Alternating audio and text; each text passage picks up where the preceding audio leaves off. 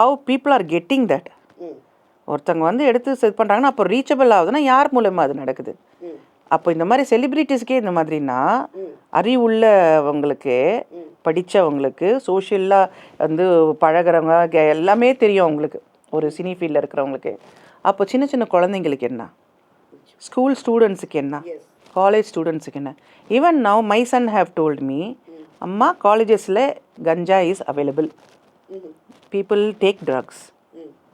அப்போ எப்படி என்ன பண்ண முடியும்? அதுக்கு என்ன பதில் சொல்ல முடியும்? How are we going to protect our children?